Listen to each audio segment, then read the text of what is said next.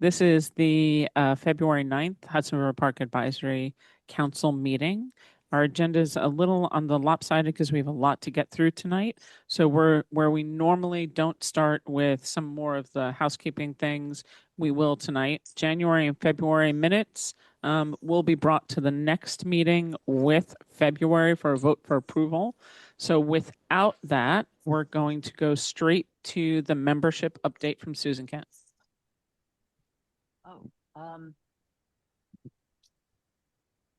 Oh, thank you. The deadline for submission of for an application for a new member is the 15th of this month. That shouldn't deter anyone if they find an organization after that point. The 15th is just a deadline to ensure that a new member joins at the start of the next cycle. We have 3 new members that were voted. Was it 3 or less? 2 we had. Yeah, we do have at least 2 spaces. So please put the word out there to any community organizations.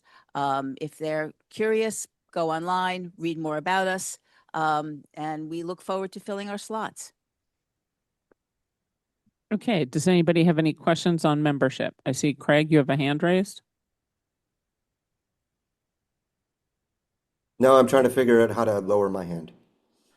Can you?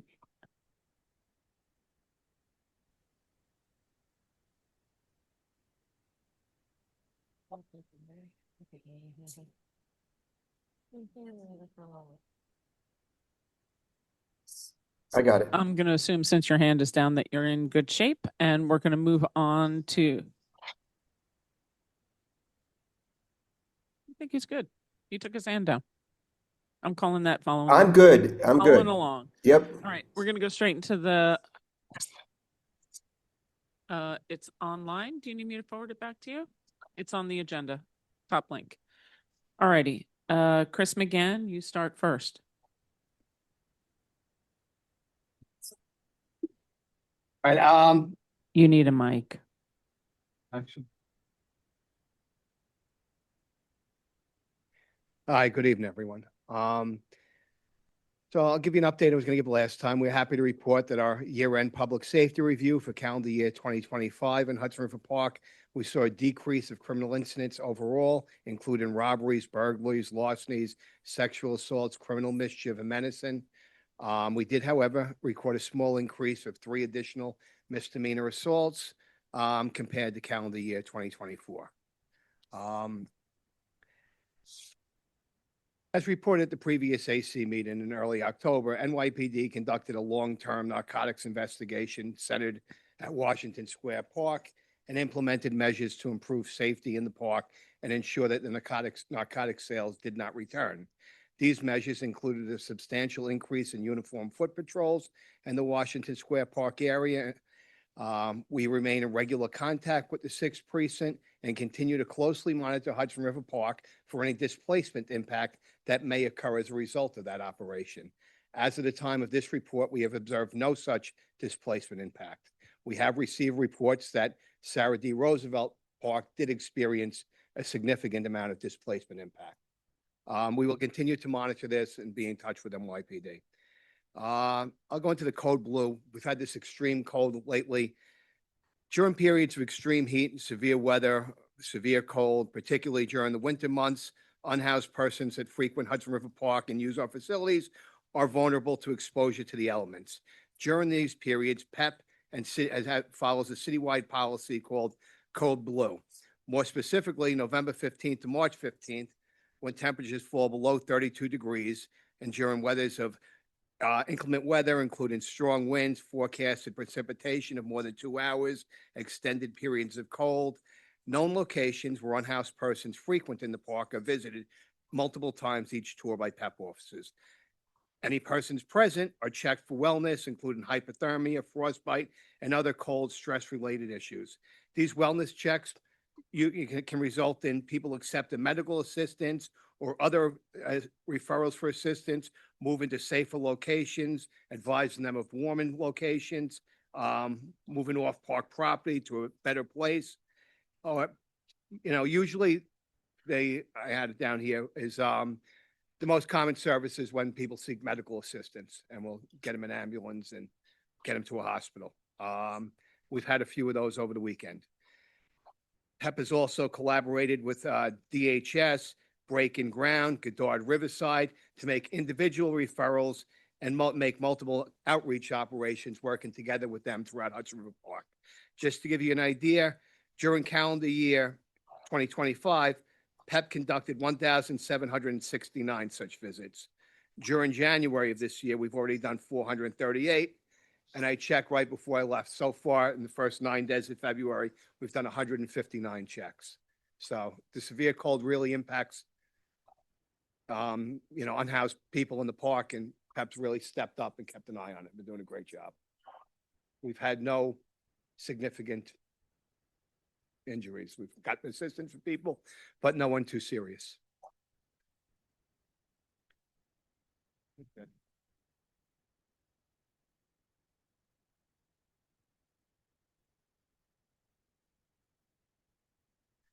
Tammy, I think we're going to move on to the part.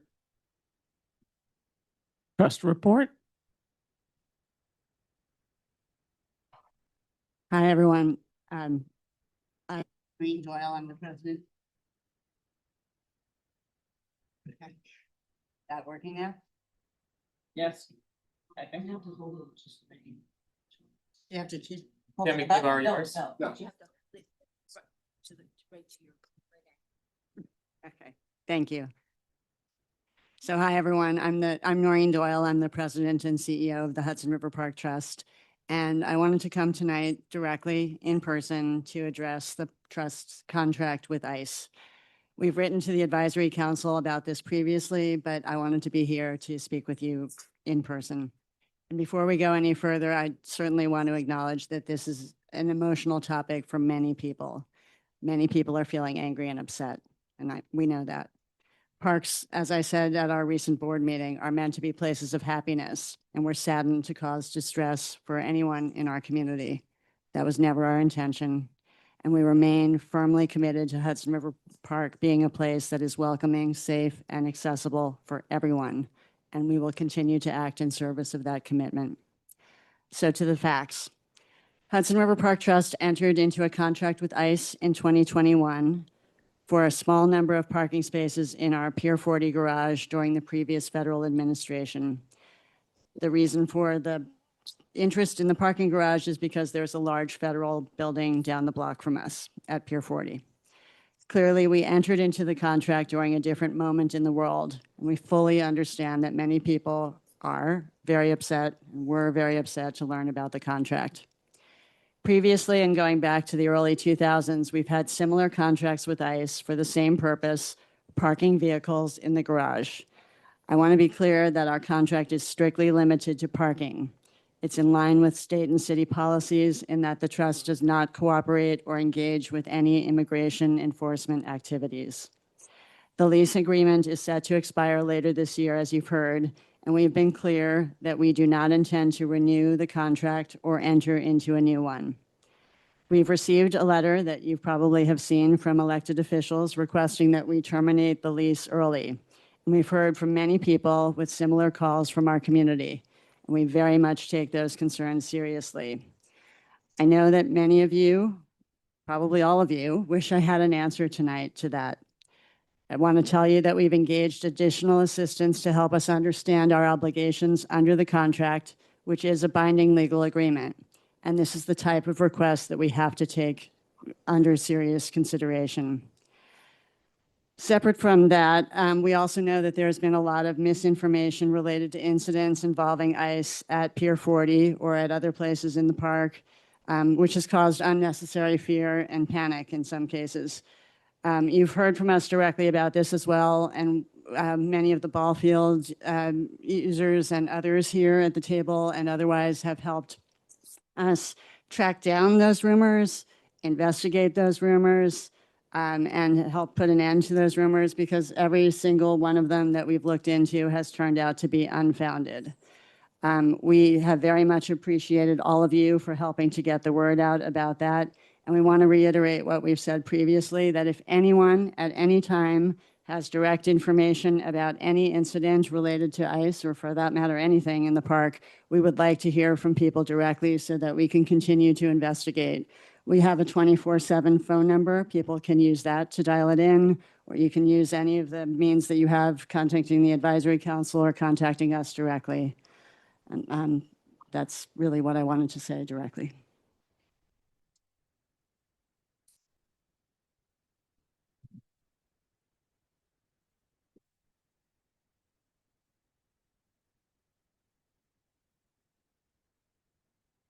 Thank you for the report and for, clarifying the process that this is under review. My name is M. Ruby. I represent Riverkeeper as a member of the advisory council. I have a couple questions, but first I kind of want to give a couple of my thoughts. I think I was really not disappointed, but upset to hear this news. I myself personally went to high school on the edge of the park and used Pier 40 for sports as a teenager, and has spent a lot of time in that facility. I think that as we've seen just from misinformation being spread, that not only does this have a real safety impact, it also has a perceived safety impact. And I think that having ICE vehicles in the parked at Pier 40 really brings up a question of the mission of the park to be accessible to all New Yorkers. I think, as I've mentioned, it also brings up safety concerns for a lot of folks, and is just really troubling in this time. So I recognize that this is a legally binding contract, and I'm curious what protocols the park is putting in place at this time to ensure that, first of all, ICE is right, you're saying that you must follow city and state regulations not to cooperate with ICE. What protocols are you guys putting in place to ensure that those protocols are being followed through with in Pier 40 and while agents are coming in and out of Pier 40? That's my first question. So I'm just going to wait for you to answer, and then I have a couple more. Well, our offices are at Pier 40. Our park enforcement patrol are at Pier 40. We have cameras throughout the park. And I will tell you that the direct observation is that there has not been any kind of intensity of increase of activity. In fact, I've been at the park for long enough to know that 10 or more years ago, I don't quite know what year it was because I've been here for a long time, there was a period where the activity was much more visible than it has been. Could that change? I will acknowledge that it could change, but right now we are very, very attentive to this for obvious reasons. And I would say that our direct eyes and staff interest in being aware of what's happening is the first assurance that I can offer as far as that goes. Yeah, I think I just want to emphasize that obviously the best case scenario would be for a lot of New Yorkers and users of the park would be an end to this contract. And that in lieu of that, it's important to have particular protocols in place that are not just staff with eyes on the ground, because I think we have seen that ICE can ramp up its presence, and that I think it's important that you guys have actual protocols that are open to the public and transparent that clarify in the case of ICE ramping up its presence or ICE just deciding on a given day to fulfill its quotas, users of the park are not being impacted. And I think that you need to take more steps to build trust in this particular moment. Anybody else in the room? As you can tell, we've got the timers running for 2 minutes a person because it's a huge agenda today. So don't be surprised when you hear the bing bongs. Anybody online? Hearing and seeing none online, I think we move to our next topic, and thank you, everybody. All righty. So we have more trust. Can I finish the trust There we report? go. All right. Thank you, everyone. I knowing we have 2 more items on the agenda that are, I think, going to take up some time. I will be as brief as I can be without moving as quickly as I normally move. So first up, We want to acknowledge that in the most recent round of federal appropriations, we received a grant from Congressman Nadler, or directed by Congressman Nadler, for just over $1 million towards our habitat restoration efforts. This builds on a previous allocation of $963,000, which so this project's been split up over multiple financial years at this point, towards the sort of our next large-scale habitat restoration. You'll see in the report, we recently began engaging our science community, and particularly our TAC, about sort of what those next steps are, and we're very excited and very appreciative for the congressman's efforts. We also received in the same thing, similarly directed by Congressman Nadler, I believe $850,000 in the THUD bill for bathroom rehabilitations. Now, HUD money, I knew people would like that one. HUD money is challenging to get through the federal process. It takes some time. We are still working on a grant from many years ago for pedestrian safety efforts at Pier 40. So we'll work right through as fast as we can, given sort of the federal process and protocols and the many hoops that we have to jump through. Next up, I want to move to some of our design and construction efforts.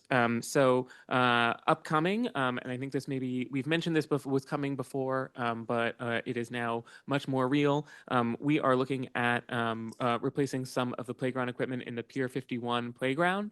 That equipment is old, very old at this point. I think some possibly over than 20 years, and is in need of rehabilitation. We are going to be moving forward with that this April and June. It is temperature sensitive work, so it's kind of on the edge of the season that we can get. And we look forward to having sort of a renovated and refreshed playground at the end of that closure. I also want to give a shout out to then State Senator Brad Hoylman Siegel, now Borough President Hoylman Siegel, who directed $100,000 to help support this effort, which we are also very grateful for. These types of projects, rehabilitation projects, while not sexy, are like a key piece of what helps make the park nice and for people to enjoy. So that's when we redo the tennis courts, or when we redo a basketball court, or when we rehab a playground, or a bathroom. It's not new construction, but we are incredibly grateful for elected officials and their support. I also want to acknowledge, we've spoken a lot about the Hudson Meridian construction contract at Pier 40, which includes the structural and fire sprinkler work that is going to be moving throughout the entirety of Pier 40, every section of it. That is significantly underway at this point. We have begun engaging with some of the other tenants at Pier 40 about how it impacts their space. We're working very closely with people to try to make sure we are minimizing the disruption to everyone the greatest extent possible. There's going to be disruption. It is a massive project that touches literally every corner of the building. It will be in my office. It'll be in the hallway between my and Noreen's office. It'll be in Noreen's office. It'll be in our conference room. It'll be in every bathroom. It'll be in every possible space. Will ultimately at some point need to be hit. So we are starting in one corner of the building, and we'll be bopping around as we can. With that, we are also looking to redo the turf. I know that for our sports community, they are incredibly excited about this, redoing the rooftop number one turf. And this is, I think, similarly over 20 years old, or nearly 20 years old. It hasn't been replaced in a very long time, and it is sorely in need of it. We will be doing that this spring season, the spring sports season, running from April 1 to June 15th. We expect it will take less time than that, but we don't want to book any field time without having specifics. We don't quite know, having not ripped up the turf, the condition of the roof or the membrane underneath it. So until we are able to get fully eyes on that, we won't know the full scope of construction, exactly how long it will take. In good news, we had mentioned this before at our last report, the Pier 25 turf, which had been intending to replace this fall, but was delayed because of some issues with the contractor. We were able to replace, actually, in January. We had a spat of warm weather, and they were able to go in and get it done pretty quickly. I think they were just finishing as a snowstorm was blowing in. They will need to come back in warmer weather to do some touch-up work, some more temperature-sensitive work around some of the concrete around the edges, and some other improvements. But we're excited to have a new turf turf there, particularly with Rooftop 1 going down. So we're going to be swinging some of the sports leagues that play on Rooftop 1. Some people will be compressing, some people will be moving to Pier 25. There'll be some folks, a limited number of folks, I think, on 46. So we're kind of spreading people out where we can to try to help make sure that we are, people are taking as a little as a haircut as possible on field time while we try to do this, particularly prioritizing our youth leagues. In the report, and I want to note this is something that has been brought up by some of our boathouses and is important, I think, for the Advisory Council to make sure they have taken a look at. The Coast Guard has published proposed regulations for America's 250 celebrations. So that is the sort of centered around July 4th, the International Naval Review, the International Aerial Review, and I believe there's like a boat parade, which is Sailforth 250, which is, I think, the private boats in addition to the international large masted ships. These Coast Guard regulations, particularly, and I'm going to do this from a memory, Zone B would limit all human-powered boating from essentially July 1 through July 9, which is a pretty long period of time for that. The Trust is preparing our own comment at the moment, suggesting that perhaps there might be a less restrictive way to make sure that folks are able to get on the water. Historically, my understanding is that our waters, particularly the embayments where we have had kayaking, have not been designated as sort of Coast Guard navigable waters.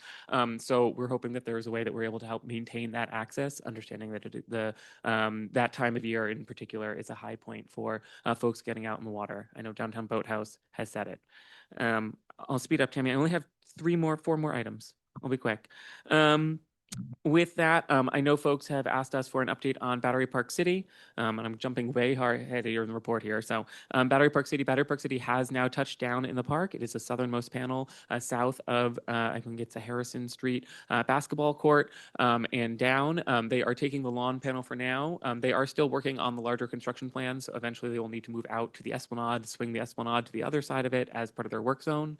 We continue to work with them on those specifics, and we'll make sure that they come back to the Advisory Council when we have more.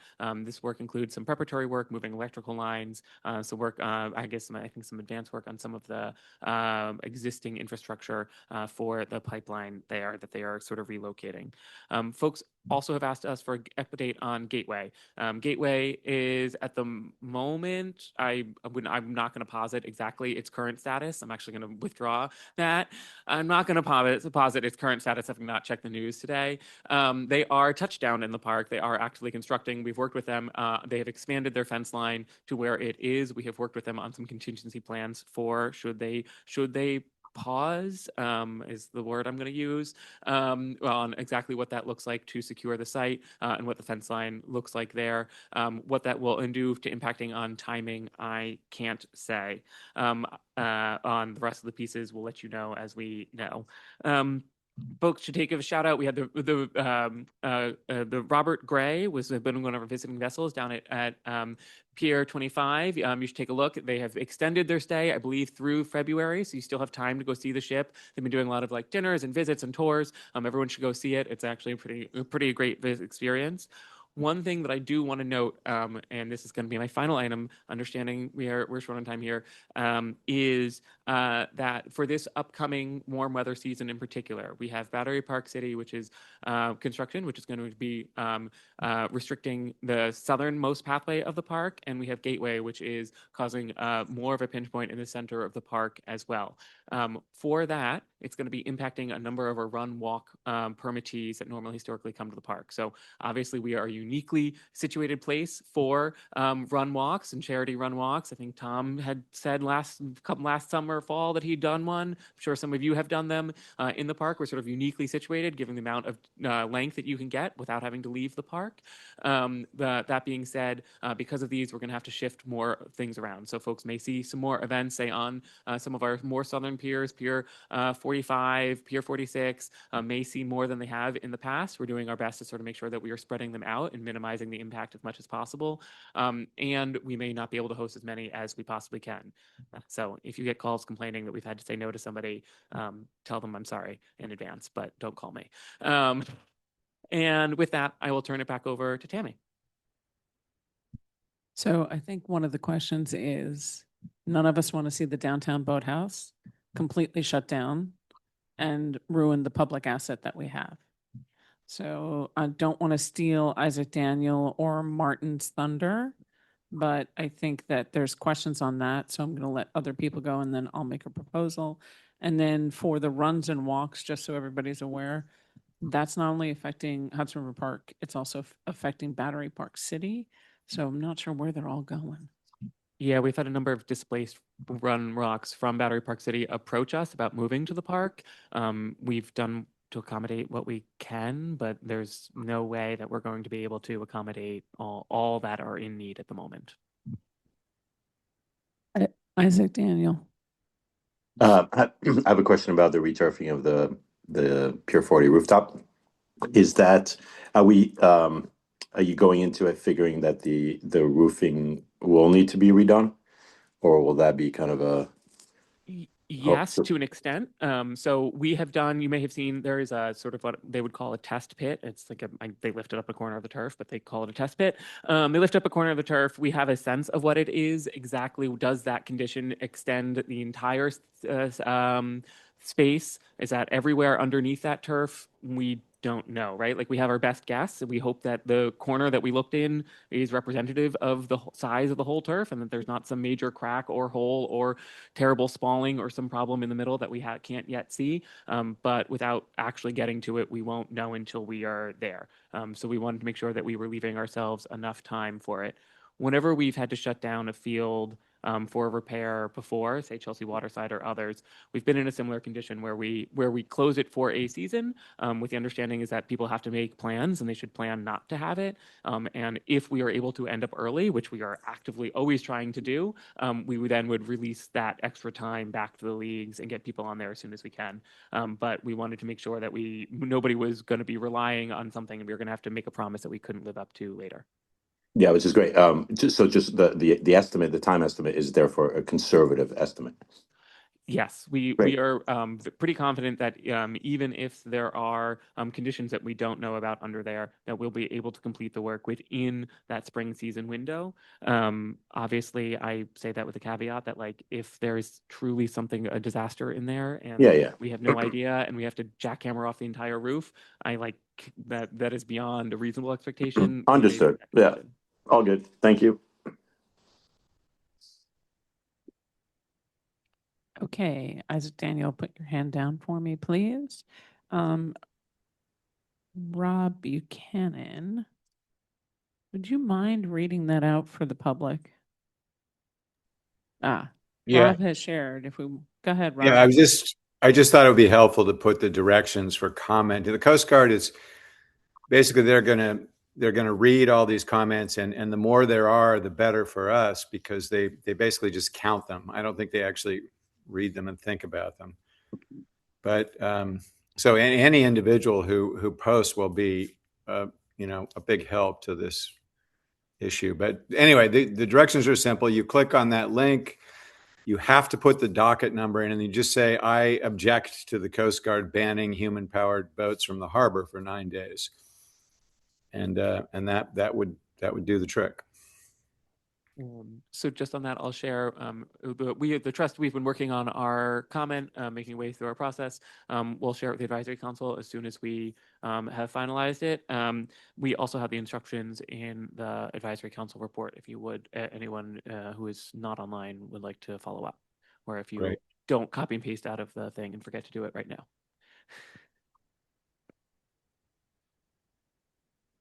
Anybody else? Wendy, you're up next.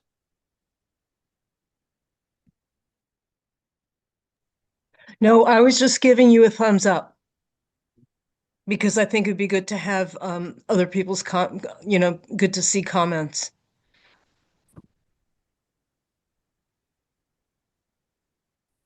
Apologies, Wendy. Can you repeat that question a little louder? Oh, Martin. Sorry. Martin, go ahead. I was just saying I only gave you a thumbs up, Tammy. I love thumbs up. That's a good thing. Martin, you're next. And yeah, and just to emphasize what Rob said, and I think Wendy was also saying it'd be good for everybody to to comment on the Coast Guard reg. And in particular, I think, Tammy and CB1 are supporting, keeping programs open in the park during this period. I think if the CB2 and CB4, you have Village Community Boathouse at Manhattan Kayak, in CB4 and Manhattan Community Boathouse. All these boathouses are not going to be able to operate for us at the downtown boathouse.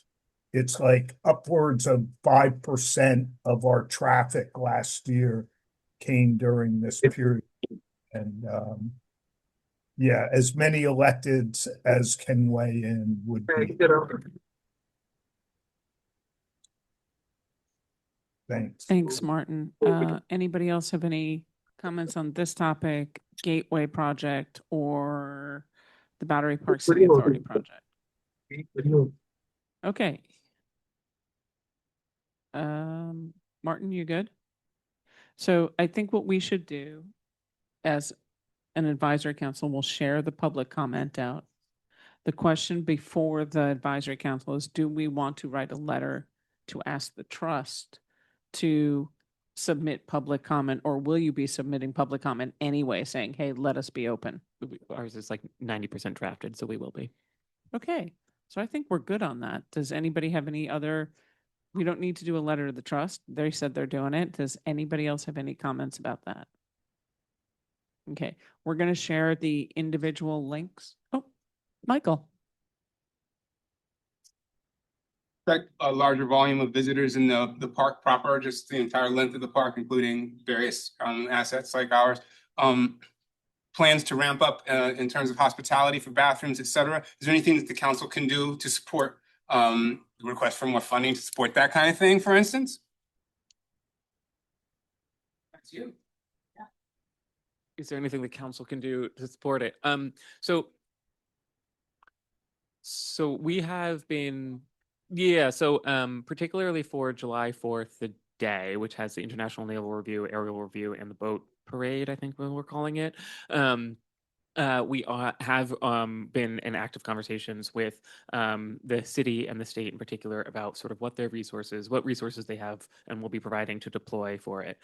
We are trying to be abundantly clear and have in every capacity that like the park itself, much like our neighbors to the south, Battery Park City, or our neighbors to the north, with Riverside Park South, Riverside Park, or even Riverbank, which is a state park. None of us as parks and park spaces will have the resources to be able to manage the extraordinary crowding ourselves. When we back up, if you can't get in, a park is overcrowded, you're going to back up onto the bikeway and then immediately onto the highway. And unless someone is metering people on the other side of the street, it's not going to create unsafe conditions. So we have been actively engaging with both the city and the state as they sort of develop their plans. Right now, there's a committee that is made up of federal, state, and city, and I would say state using the largest term of the sense, because it also includes all of New Jersey state and their localities as well, who are going to be able to have will be impacted and will have viewing made up, sort of guiding this process. We are participating actively as part of this, as part of the trust. Whether or not there is going to be funding as part of that, I'm not sure. I don't believe there is going to be direct funding per se. We will advocate for the needs. What we do hope to see is sort of a deployment of resources so that the city and others are sort of managing it holistically, much as they do for, say, fireworks or other large citywide events that are sort of outside the capacity of a specific organization. At the moment, I don't think so. I think right now we are sort of, folks should be, we will share information with everybody. I know everyone wants the information for themselves as soon as they can about exactly what the city's plans are. Those I think are not in a place to be shared at the moment. They're still working between it. There are a lot of stakeholders.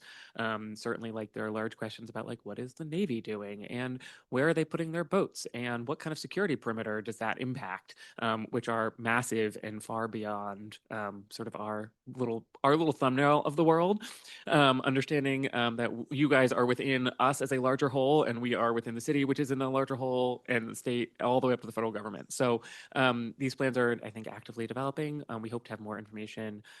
Frankly, I would expect it more in the spring as the city, state, and federal government sort of come together on what the plans specifically are. There's been a lot of time talking about like, where are all the boats going in the harbor? Where I want to raise my hand and say, what about my crosswalks? Please, can we talk about my crosswalks? And so I don't think they're quite there yet.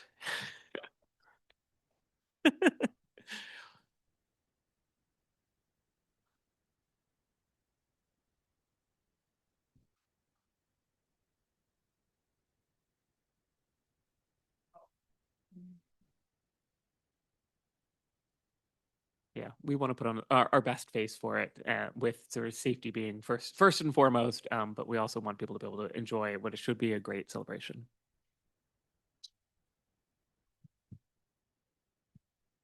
All right. Hi, are you a member of the advisory council?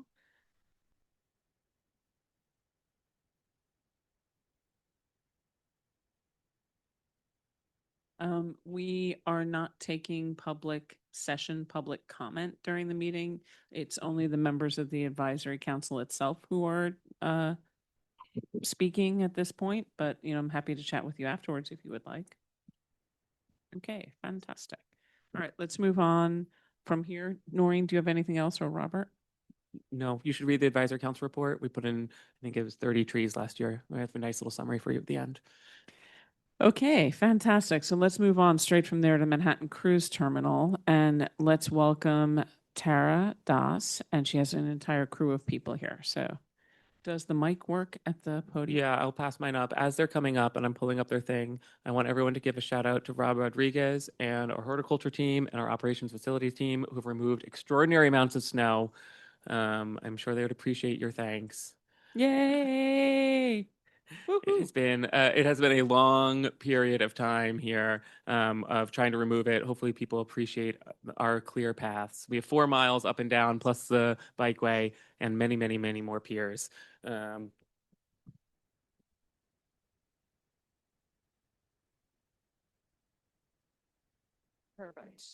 Oh, okay, great. So welcome, and I have another mic if you need one. So if you're tag teaming. Hi, everyone. Thanks so much for having us. My name is Tara Das. I'm with EDC's Government and Community Relations team. I'm joined by Allison Dees, who is a vice president for our cruise portfolio team, and Jackie Ting from our asset management development team, who's been project manager for this project. And we're also joined by Joshua Nelson from Hatch, who's been our consultant on this project. So I know probably the majority of you in the room have seen this presentation at least once, if not twice.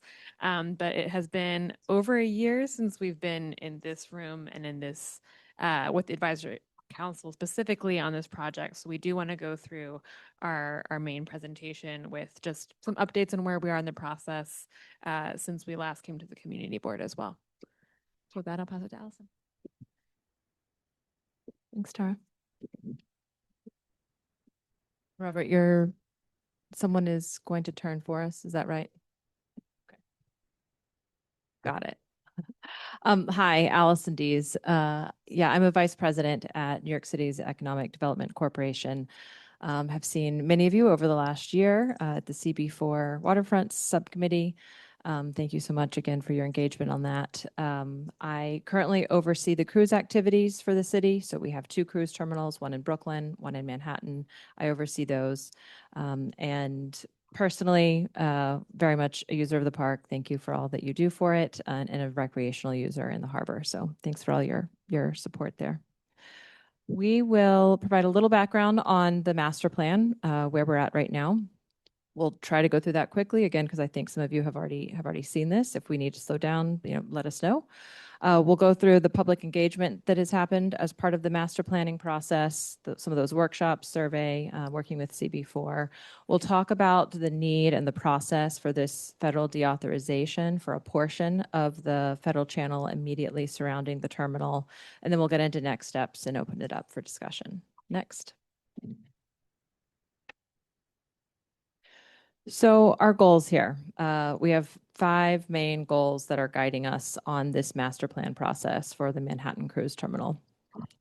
And for folks who are maybe unaware, just a little bit of table setting here, and we'll get into it later, but the terminal is nearing 100 years old. It's 90 plus years old, and really approaching the end of its useful life. And so we're looking at what is the future of this infrastructure. And that spans from Pier 88, 90 up to 92. So what's guiding us right now is to make sure that we are rebuilding this into a resilient global cruise gateway for New York City. And we're looking at infrastructure to last for the next 100 years. So we have long vision here. We want to make sure that we have a fully electrified terminal. So that means shore power. It also means places where provisioning trucks can plug in. We want to have public access to the waterfront here. You know it better than us. You know it as best as anyone. It's completely shut off to the public. We want to open that space up and allow the public to access the waterfront there. We want to maintain a strong working waterfront. There's good paying jobs associated with this industry and this location. And then we really want to make sure that we're making big improvements between linking the neighborhood with the terminal. So a lot of that is in the public access, but also creating ways that it's easier and safer to get there from the neighborhood. Next. So today, the Manhattan Cruise Terminal, we saw about over 1 million passengers in 2024.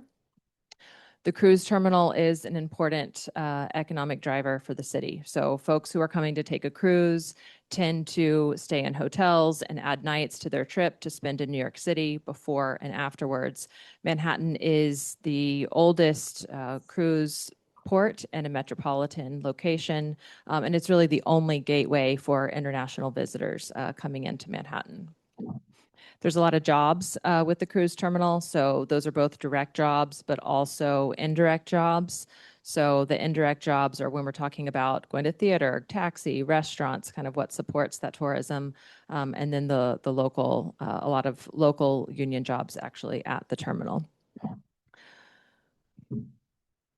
Manhattan Cruise Terminal is also unique in New York City in general because we have access to sort of 4 main markets. So you think about Florida, they just go south.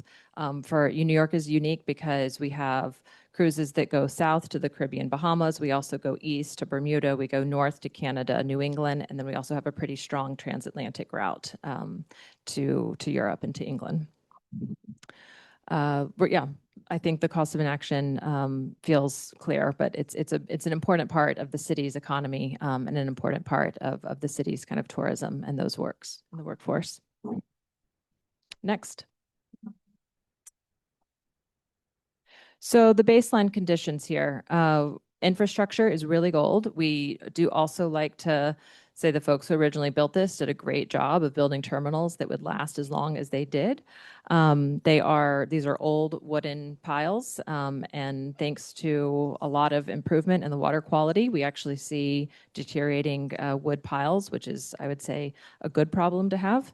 The piers themselves are really not sized to handle modern cruise ships. They're much too close together. Cruise ships have gotten wider. This is an issue today. We've had ships coming in that have hit the piers. This is a pretty regular concern for pilots and navigating cruise ships into the terminal. So we're looking at making safer conditions for coming in. The traffic is bad there. So taxis, provisioning trucks, they use the neighborhood streets. They queue on the streets instead of actually being able to queue on the terminal itself. And then everyone knows when you get off of the cruise terminal, you just sort of spill over immediately onto the West Side Highway. And we would like to improve all of that. The elevation is too low. And the greenway there is awful. The bike path is awful, and that needs to be dramatically improved going forward. Next. I'm going to hand it back to you, Tara. We'll go through a little bit of what we've heard through the master plan engagement to date. Great. Next slide, please. So we're right now probably about a year and a little bit of engagement in. We kicked off with a public workshop or a series of public workshops, an online survey, have had several community board updates throughout the year, which has been very helpful to get a lot of feedback from the community board. This piece in the middle where you see a lot of circles bunched up right next to each other is specifically for the navigation, safety, and risk assessment workshops. So these were workshops focused on users of the waterway to understand those needs, potential impacts. And then, of course, the broader engagement was really to guide the goals and priorities that we wanted to make sure that we're integrating in this project. If we go to the next slide, we won't go through all of this entire list, but as you can see, we're talking to community, we're talking to waterway users, we're talking to the cruise lines themselves, a lot of different organizations in the neighborhood to really understand how we can make sure that this master plan is addressing as many needs as possible, recognizing that obviously we might not be able to get everything, fully content for everybody, but we want to make sure that we're building a terminal that is not just responding to what the cruise industry is moving towards, but really making sure that it is responding to community needs and integrating what we want in terms of waterfront access, transportation improvements, shore power being a huge piece here, and general connectivity to make sure that this whole greenway and this whole area of the neighborhood is connected and feels like home. Next slide. So we'll go into the plan in a little bit more depth. I think this is.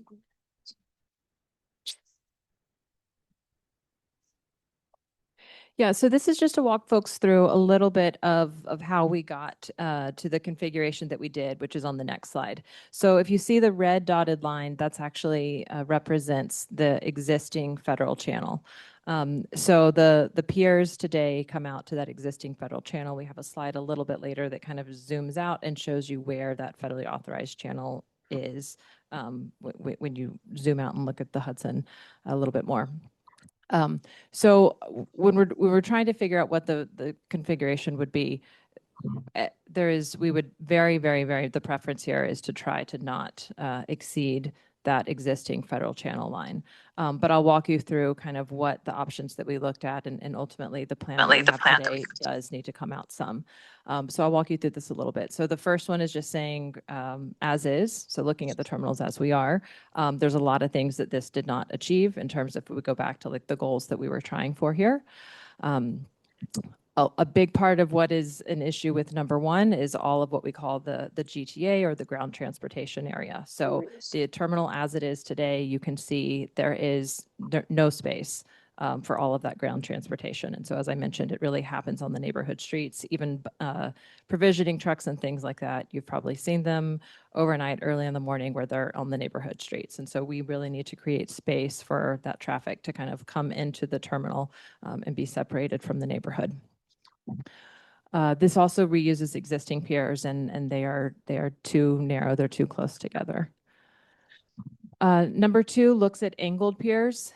The issue here is that we do not actually get enough berths. By the time you look at the Intrepid to the south side, this leaves us with just 2 berths, and then we're still having to come out some into the federal channel there. The third one pretty much does the same thing. It still goes out into the federal channel and it still leaves you with 2 berths. And the fourth one actually is not long enough to fit, what are even the cruise ships that we have today. So if we were to just have one pier only, that's what that would look like. So next, please. Great. So this is an image of the proposed configuration of the piers. You can see the dotted outline actually shows the existing piers. So today there are 3 piers, a total of 5 berths. And what we're proposing with this plan is to go from 3 piers to 2 piers and to go from what was 5 berths down to a total of 3 berths. So here we have a southern pier. We also have a northern pier, and you can see that they are much wider apart. You can also see down next to the West Side Highway where we are having area there for the ground transportation and then also for additional public access space. Waterfront access, but also space that could be full-time public access space.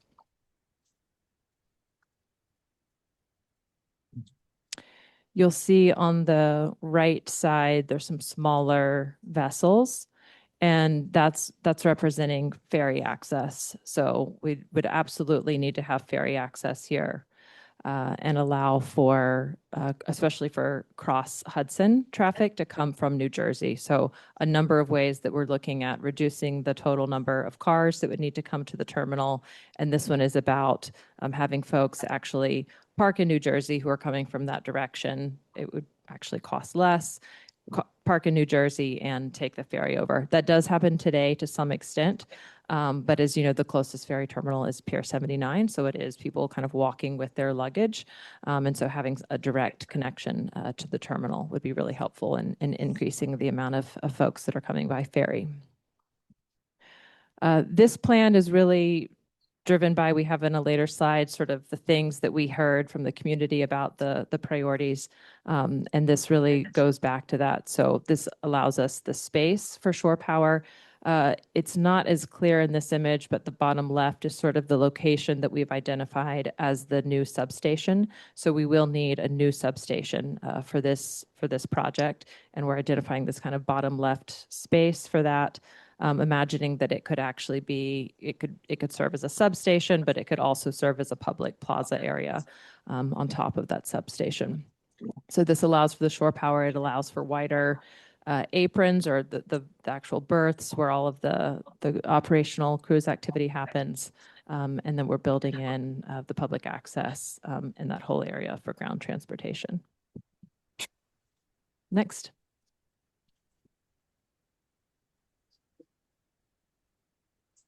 So this is a summary of the letter that we received from CB4 Waterfront Subcommittee about what was desired, what they wanted to see in this new project.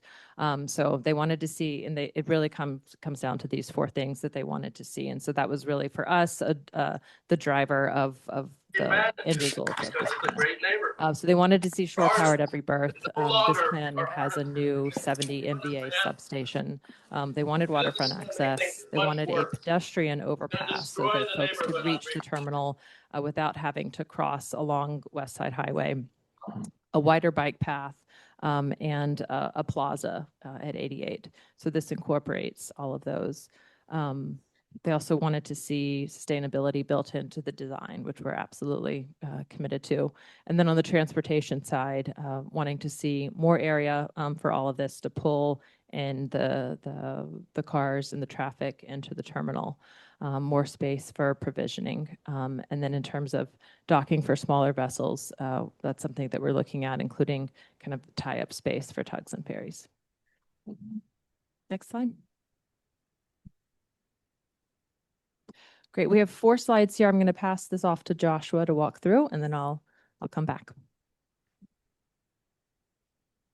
Thanks, Allison. As mentioned, I'm Joshua Nelson. I'm with Hatch. I was the project manager for the Manhattan Cruise Terminal Master Plan. The images that you'll see are directly from the master plan itself, a slightly different orientation of the terminal. So if you look the upper right, that's the upland portion, and then the terminal buildings, as well as the 2 piers, the north and the south pier that are constructed. So there's 3 main areas where we're focusing and pulling from that previous slide in sustainability, public access, and transportation. So with respect to sustainability, orient you to the terminal buildings themselves, and then the 3 berths that we have. Allison has mentioned shore power. That's a critical component of the Manhattan Cruise Terminal Master Plan that allows cruise ships to turn off their auxiliary engines when they are docked. As you can imagine, obviously a cruise ship, when it's docked at the terminal, does not need to use its main engines for propulsion. But there are a number of interior systems, internal systems to the vessel, HVAC systems, security, et cetera, lighting, that the vessel needs to power. That's currently done with auxiliary engines, which provide that power to the vessel. Shore power allows the crew to turn off those auxiliary engines and plug into the citywide grid and essentially power that vessel and power those systems sustainably with electricity, as opposed to those emissions that are associated with running those engines. Second, and important to CB4, but also really important to the structure itself and the operation, is the inclusion of solar arrays. What you see here are indicative, the rectangles that are on the rooftops of the terminal buildings themselves, just to give a sense of quite a bit of real estate to work with respect to solar arrays, and incorporating those into the building systems themselves. And then lastly, raising the entire facility up to be exceed the FEMA flood standards. As many of you are aware, during Superstorm Sandy, all three of the piers were very adversely impacted as a result of that storm surge. While that was pretty significant, obviously, in terms of overall change in water depth as that action took place, this will still help us pull the structure and pull the facility up out of the floodplain, which is very important. On the following slide, I want to highlight public access. Very important for us. We acknowledge the fact that the cruise terminal itself is really not much of a space for public access, and very challenged continuity with respect to the greenway, the bike ped path. So very important for us was to create a connectivity with the park itself, with HRPT, and enhance that through a widened greenway. And so in some of the renderings to follow, you'll see exactly how that translates into a space that is much more accommodating for cyclists and pedestrians, and offers choices for those who want to move out towards the water's edge and be on a riverfront esplanade that we've identified and created an opportunity for some permeability. One thing that might not be apparent is that the terminal buildings themselves, as a part of the plan, they're elevated off of the deck. And so the entire ground floor of that space is devoted to our ground transportation area, which I'll highlight in the next slide, but also public access. And so there's a great permeability of the site from both north and south. Those structures themselves, again, elevated off of the ground floor. So waterfront promenade, that's what I mentioned there on the water side between the two piers. That would be open to the public at all times. On non-cruise days, we've really worked to ensure that we're able to open up the pier decks themselves to public access. That's not something that's possible today, but working with our partners and our architects, we really feel confident that we're going to be able to offer that. That was something that's important to the community board. I mentioned the widened greenway and a pedestrian bridge at 52nd Street over the West Side Highway. Also, again, an important connectivity piece that's not only for cruise passengers, but also would be for the public that want to come access the greenway itself and or take the proposed ferry operation that we have there on the north end of the North Pier. And then throughout the building structure itself and the terminal, a number of different elevated promenades, mezzanines, et cetera, that would be open to the public, as well as a very large public plaza, which would begin facing Pier 86, where the Intrepid is today. On the next slide, just a little bit on transportation. As most of you are aware, cruise vessel traffic creates quite a bit of other ancillary traffic, whether it be motor coaches, whether it be taxis, POVs, privately owned vehicles, and the pedestrians that are coming with luggage from hotels in Midtown and or the ferry facility, right? We just mentioned Pier 79. We do know anecdotally that New York Waterway, there are quite a few people who choose to park in New Jersey, take a ferry over to Pier 79 and make that hike all the way up to the terminal itself. What was important to us is to really challenge what's happening today. Most of that activity is taking place on the West Side Highway itself. By creating this dedicated ground transportation area, which you see here, the buildings have been removed from the diagram, so that's underneath the buildings. We'll have quite a large space, about 9 acres, to devote to not only pedestrian access on the riverfront promenade, but also a circulation space for motor coaches, POVs, ride shares, taxis, et cetera, which is really important and pretty exciting for us to be able to remove all of that activity off of the West Side Highway and incorporate that into the terminal complex itself. We will have a parking facility that's located on the north end of the North Pier, right where you see that ferry landing, that'll accommodate vehicles that are essentially passengers who will be coming and parking, leaving their vehicle while they take their cruise, and then being able to pick up their vehicle when they return. That's activity that happens at the cruise terminal today, generally on the rooftop structures of the terminal buildings on Piers 88 and 90. And lastly, Because these cruise ships, roughly 85% of the cruise ships that visit New York City are actually beginning and ending in New York City. So people are starting and ending their cruise. So when a vessel comes in the morning, those folks are ending their cruise. They've been out for a week, 10 days, whatever it may be. As they disembark, that entire vessel is turned. So if you can imagine a hotel turning beds, it's the same concept. That vessel is being prepped for the next group of passengers that will be arriving that afternoon and embarking the vessel. So there's quite a bit of provisioning that takes place. So fresh food, in some cases linens, there's garbage and other things that come off the vessel. And that activity, those provisioning vehicles, right now, a lot of that activity, those vehicles are staging on city streets. Again, the incorporation of this 9-acre GTA, ground transportation area, allows us to bring those vehicles off of the city streets, stage them inside the terminal in preparation for that full vessel turn, which would happen that day. Next.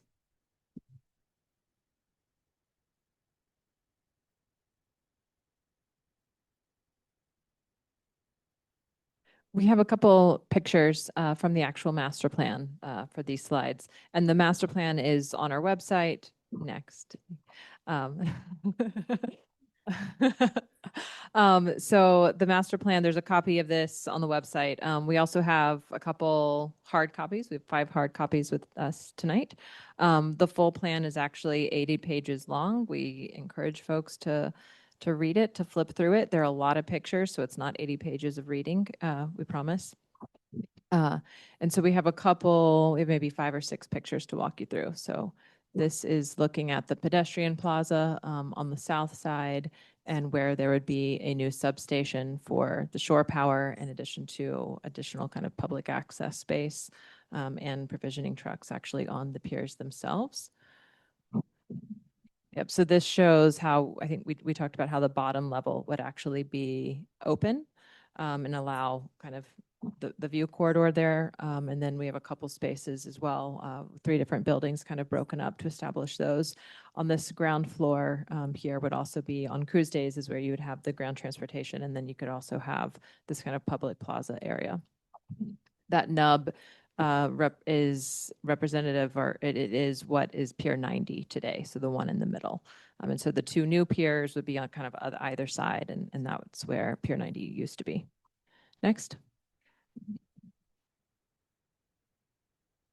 You can sort of see the connection here, potentially to the park, just in response to what was asked about a pedestrian bridge, and a lot more access to the waterfront and ferries on this side, and parking right in that corner. Next. Great. So the terminal itself we mentioned it does need to be elevated. So if you are, this is kind of to give a sense, if you are going down the West Side Highway, let's say you're going north, on your left-hand side, that sort of ground transportation area, that would all kind of gently need to come up and be raised. So if you're going through there, the idea is not that you have the cars and the taxis and the trucks kind of immediately next to you. You're sort of buffered because it's at a higher elevation than where folks are on the Greenway. So it elevates, pretty quickly on the other side of the street. So if you were on the other side where it's starting to go uphill, but this facility has to be elevated to meet FEMA flood guidelines. Yeah.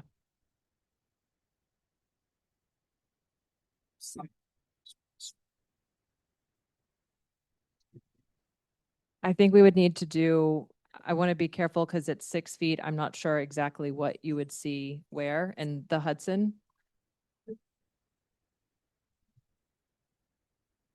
No.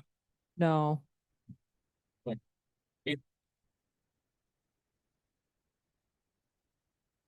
Yeah.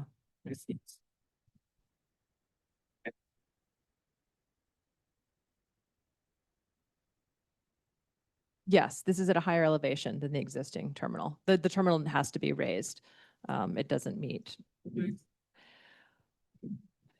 It would go about, I think we have some details in the plan on the elevation, but I think it's about 6 feet that it needs to be elevated. Yeah. Next slide. Great.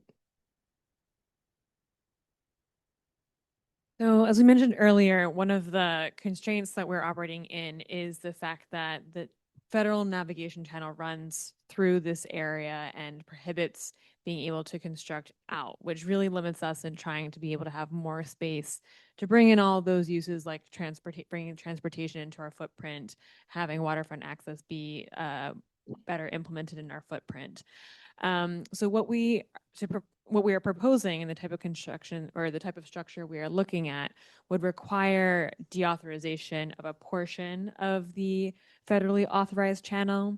So if you see in this image here, the red is kind of where the federal channel runs.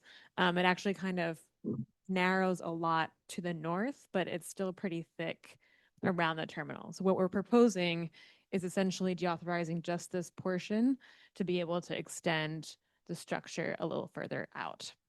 So if we go to the next slide, what this process is a federal process. It is not at the city level. It's not like a ULIP or anything like that. It requires federal action for that deauthorization. It only happens every 2 years. So part of why we are going through that cycle this year is to be able to advance a lot of this plan, because without knowing whether we can build out into the channel or not, we don't know whether this project could move forward as we're trying to accomplish it. So really, this is a critical step in moving it forward, but it's also worth noting that this is not a grant of approval for the full project. We're still very early in this process, and there would definitely be a lot more focused on environmental review, design, specifics around, view corridors and that kind of thing that come a lot later in this process that we would be doing a lot more engagement on. Go to the next slide. So a critical component of the WRDA process is going through the navigation safety and risk assessment that I mentioned earlier. We call it the NSRA. And what this is really an evaluation of what the potential hazards, traffic impacts, and what those mitigation measures associated with those impacts would be. So to understand all of this, we do take kind of a bifocal approach. One, looking at doing a more technical due diligence, so looking at data of activity along the harbor to understand what are those pathways, what would be the impact of a cruise vessel coming in with that, but then also stakeholder engagement, which is really critical for us to understand and capture feedback around the pieces that we might not be able to get through that technical analysis, especially for human-powered boaters. This is really critical because that data is not available, is not produced by those vessels. And so having those human conversations is really critical here.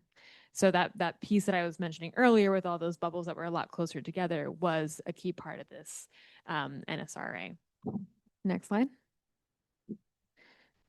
So we spoke to a variety of folks, the commercial users like pilots, deep draft, tug and barge, ferry and excursion vessels, as well as the recreational users, and then the city agencies as well, like FDNY or DEP that also have boating activity. We had a variety of different sessions that were able to really go into those needs and give a lot of that feedback to us, which was super helpful. Next slide.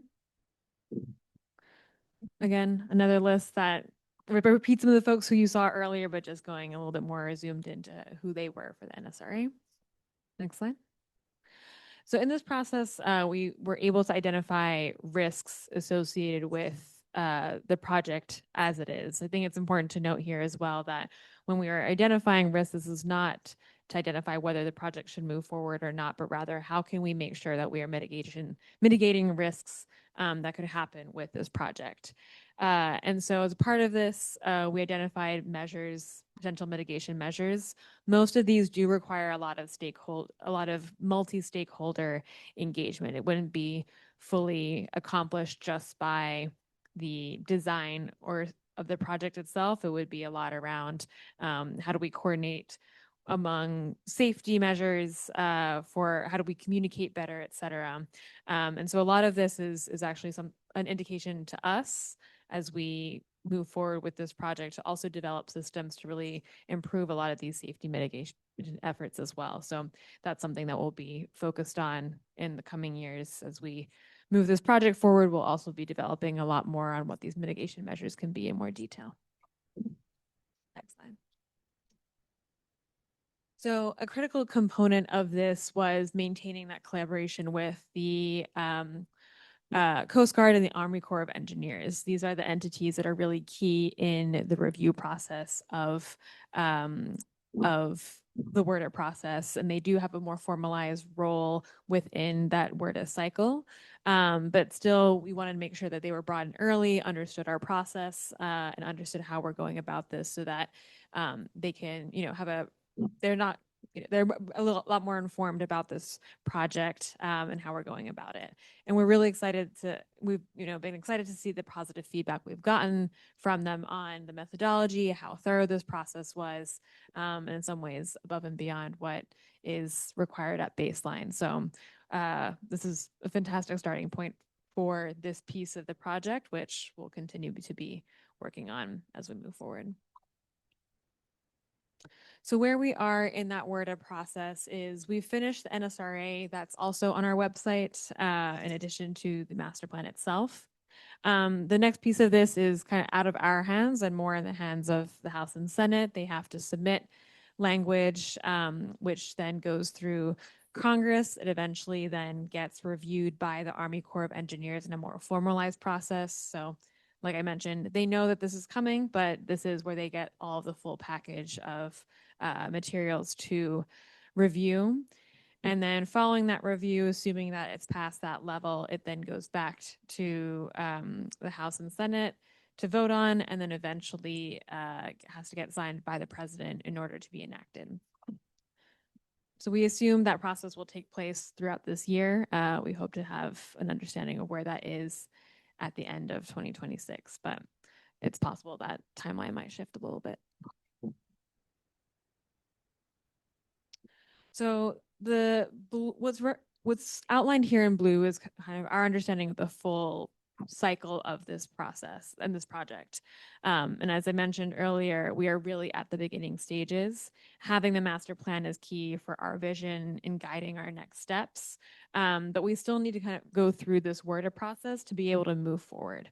So WRDA really is that legislative authorization that allows us clearance to move forward with everything else. We'll then go into schematic design, do a lot more of the transportation and hydrodynamic studies in that piece, go through the entitlements and environmental impact studies there, and then get more detailed in that design before we then finally go into demolition, construction, et cetera, for the project itself.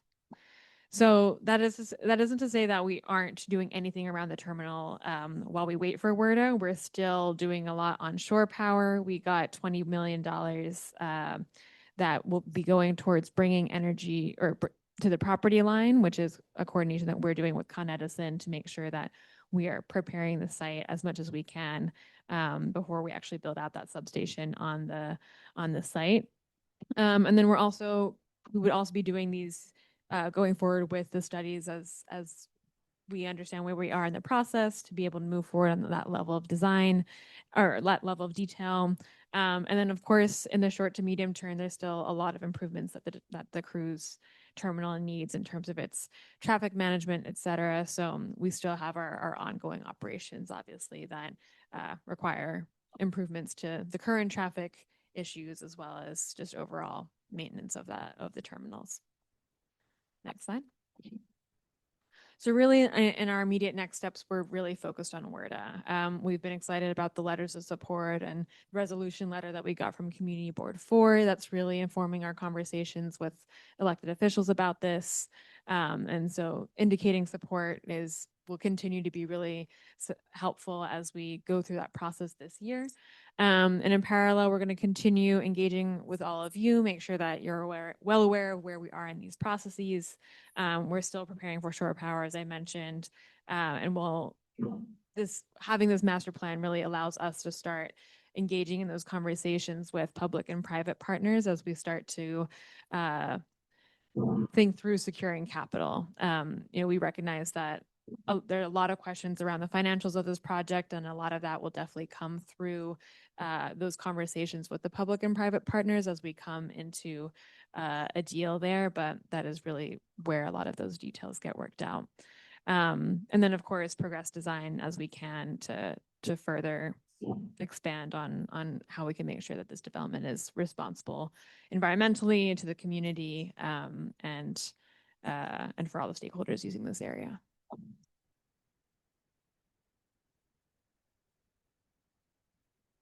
That was a lot. Thank you, though. I know that there are questions both in the room. Can you do me a favor and instead of holding screen here, go back to one of the larger things that shows the connection specifically around the Hudson River Park Trust?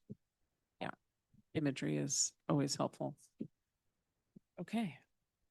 Yeah, that works, I think. Yeah. Alrighty, so we're going to do online first, and then in the room, Isaac Daniel, you're first.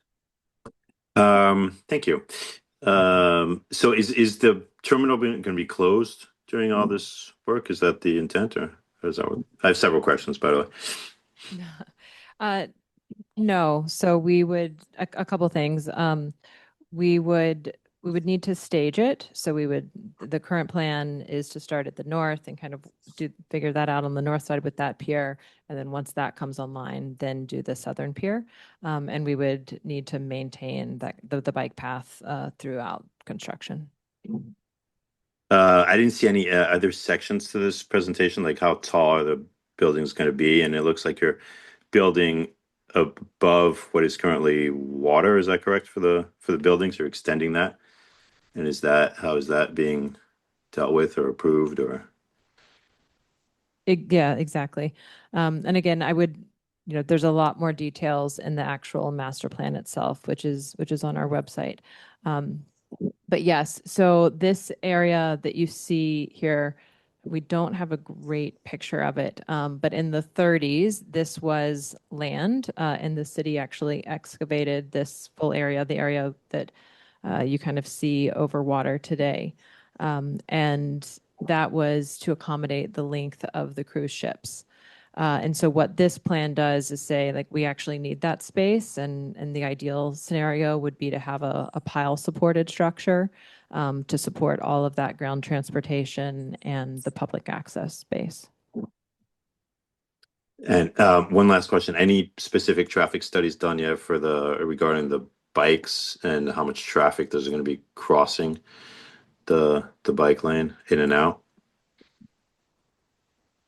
No study yet. That is like on the list of something that is one of the more important things to have to work and to coordinate with and to look at that. But that would come once we get a little bit further in the project. Absolutely. And just one last, any thought of elevating the bike path at that location, or? I think, this is not at design, this is at schematic. And so a lot of things would need to be worked out with stakeholders when we actually get to the design phase of it. But I think we're open to things that help to improve the area and mitigate concerns. Great, thank you. Rob Perani.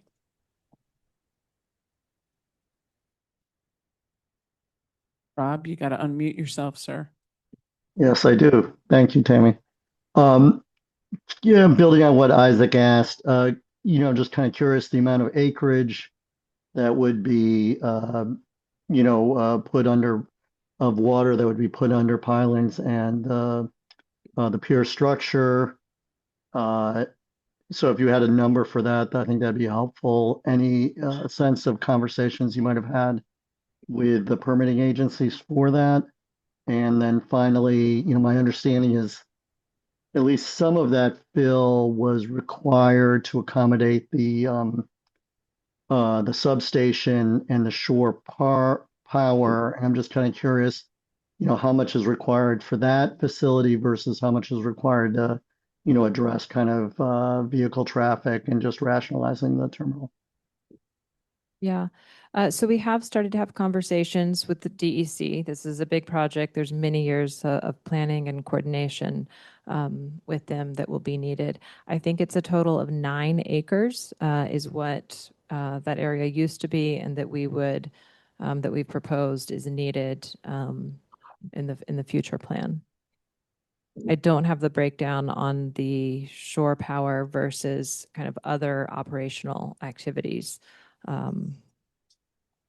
Is that 9 acres additional into water? Yes, yes. So this, I will point to this. This area today is water because it was excavated back in the 30s.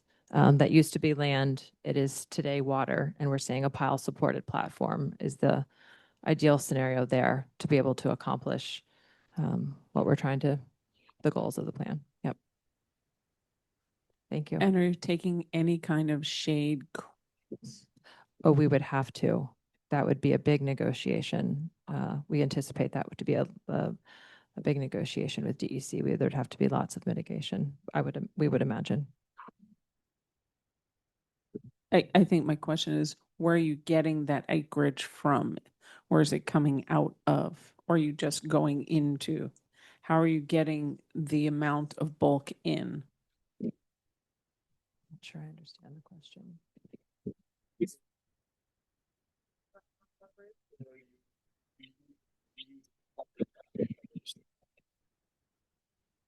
So thank you.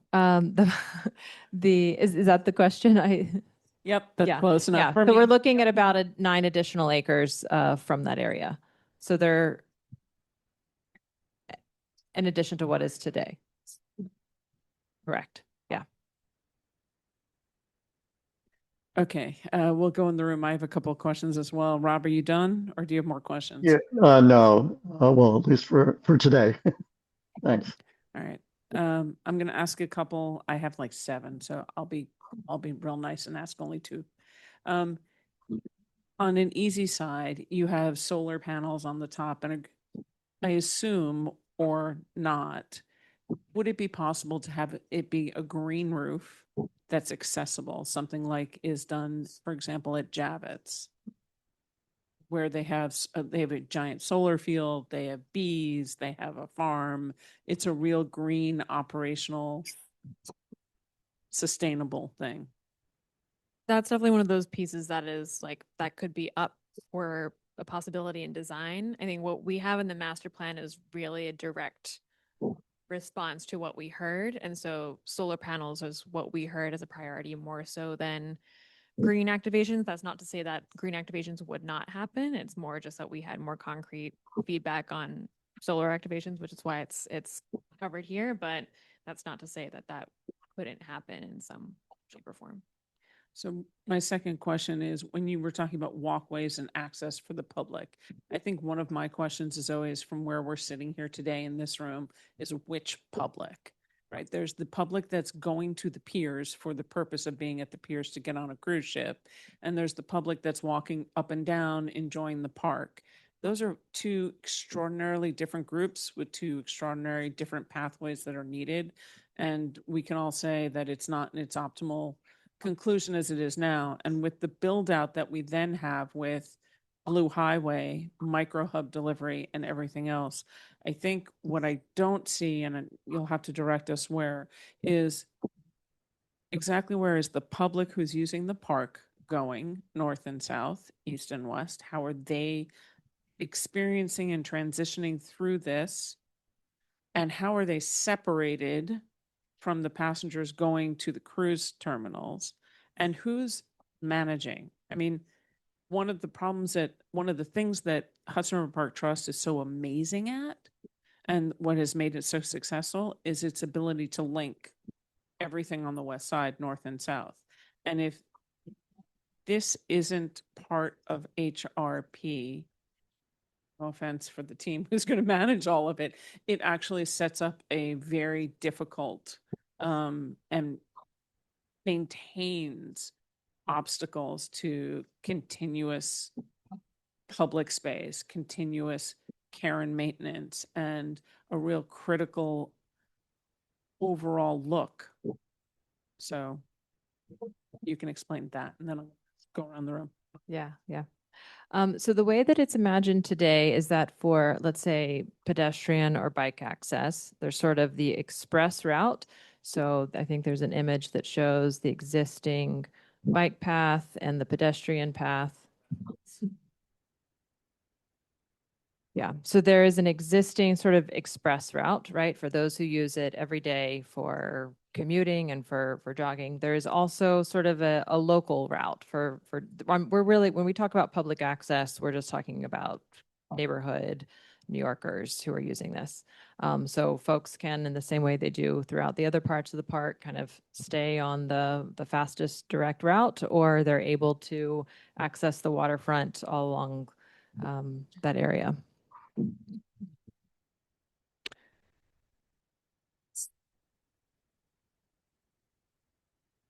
In terms of cruise passengers, one of the things that we really focused on here, so today, many folks right along this area are very aware, but cruise passengers come out and they just sort of spill over into the West Side Highway. So the plan here is to have an entire kind of area under there that on cruise days, not necessarily the area closest to the water, but passengers, and this is a little bit more outlined in the plan with the car parking, but passengers would come in and sort of immediately go into their designated areas. And so they're not necessarily in these kind of other areas. Of course, these areas would be open to the public. But the idea is to sort of get them where they need to be with all of their luggage as quickly as possible. So cruising, you tend to have multi-generational, so you have mobility issues. At either ends, you have lots of luggage, and the idea is to try to get them. It's important. It's an important metric for the cruise lines, is to try to get cruise passengers kind of onto that vessel as quickly as possible when they're arriving. So that would be the goal here.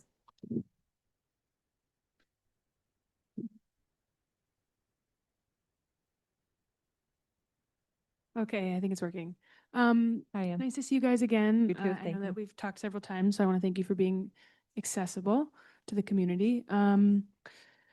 I have a couple of questions, and I know that we've talked a lot about water quality impacts before, and we've talked about the build out in the river, and I understand there's a lot of things to be worked out in the EIS and throughout the course of this process. My first question is around CSO impacts. I did not do my research and look to see if there's a CSO outfall in this footprint, but I am curious how that would be impacted if you are to extend the shoreline or build piles, over that section. So kind of curious. And I would like, if you were to do that and there is a CSO, outfall there, either, is that getting extended further, right? Like, is there an opportunity for some capture as part of that? That's sort of like a general question to encourage you guys to think about. I think similar to the other pieces that we've spoken about, that comes out a lot later in our permitting designs work, but Totally. would love to get into that later. Yes. And then my other question is around resiliency. And so I'm really happy to hear that this is going to be built to the FEMA 100-year floodplains, standards. The question is around induced flooding. If you guys are going to raise this site up above the rest of the park, have you done any mapping for how that might cause induced flooding for certain areas of the park? And, would hope, north and south.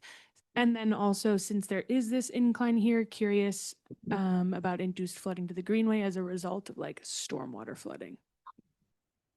We would, of course, want to avoid having any sort of spill off effects on the greenway. That's like a big part of this, is trying to make sure that this is a structure that is also being a resilient structure for the rest of the community, not just for itself.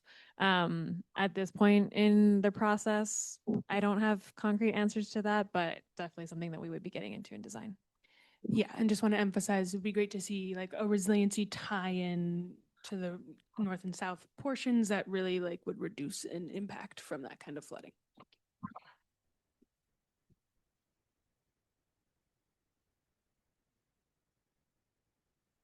Hi, Mary Hapstrit with the Lilac Preservation Project, and I've been to some of your meetings before too.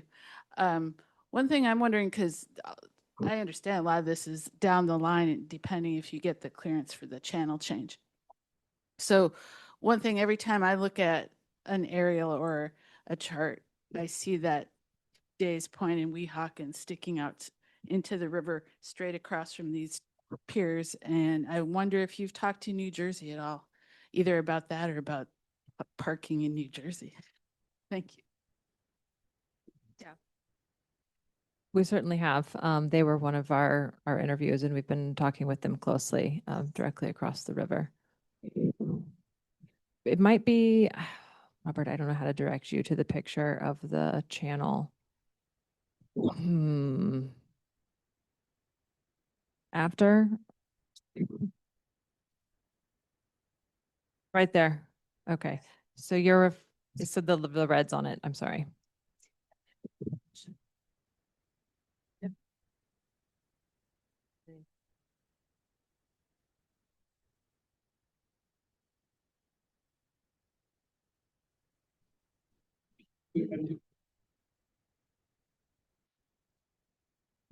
Hi. Hi. I was really pleased to see that I did the last presentation of this. I saw there was not the $20 million for the shore power. I'm pleased to see that. The question I want to ask you is, what is the earliest possible date that you can guesstimate? I understand you're planning this, that shore power will be available for vessels coming into the port.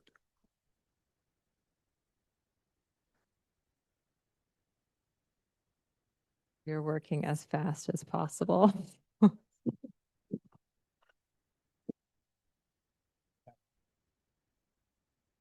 We are definitely working as fast as possible, Marty. We want shore power so bad. We had, gosh,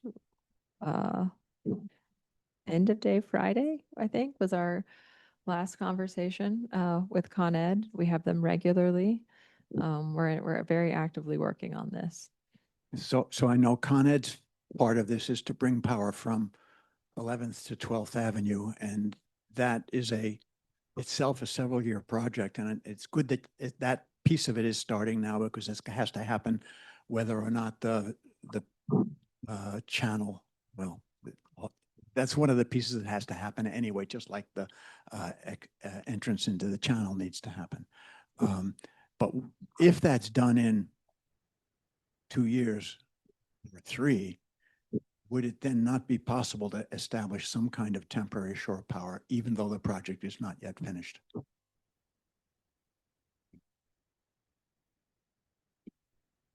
We've looked at it a lot. I think the best we can offer right here today is just to keep you informed as we figure out more and learn more on how to bring shore power there as quickly as possible.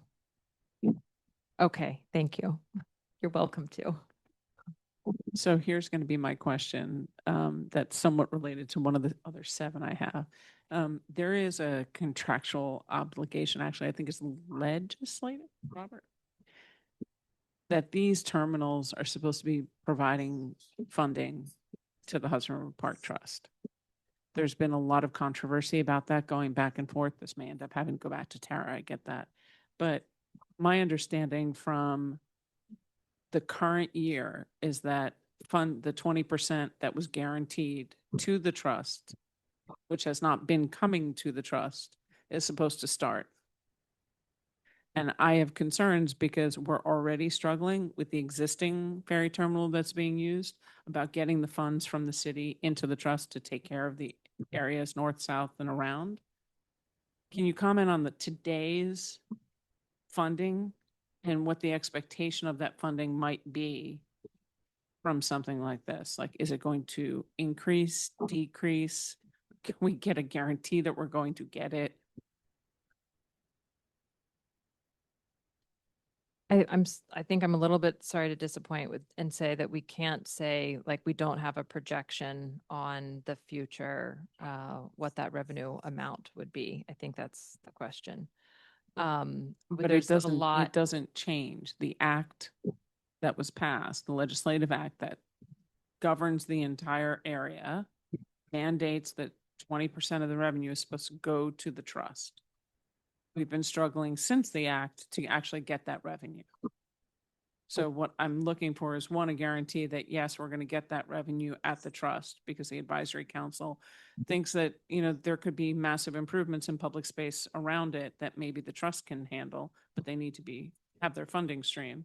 And second, that there's no movement in any of the master plan, and I haven't read every single page, trust me, but there is no movement for any legislative change to the agreement that was done in the act.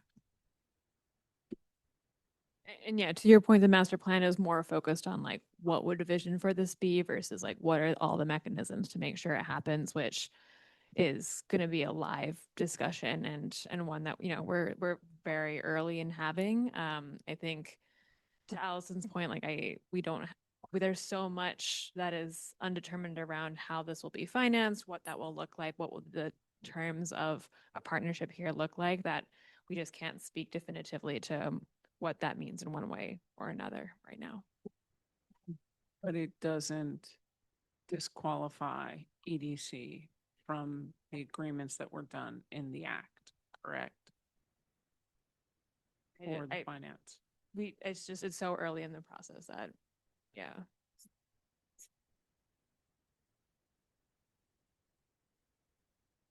It's as a matter of law, it's a fundamental aspect of this that has to be met. It's, regardless of what you negotiate. I think, I don't mean to embarrass Robert and the team from the trust here, but it's one of the things that we meet and we have discussions all the time about funding to the park. It's a big conversation that's happened on the advisory council in one form or another, year after year after year. So we know that there's a part missing, and we're really eager to see it activate this year. And it should happen alongside, before, during. This entire project should not have any impact on that because that was already pre-existing. So it's a comment, it's a statement. I know you don't know what the future brings, but we're really looking for you to go back to the office and say, oh, they're still looking for the money that they were promised from the act, please.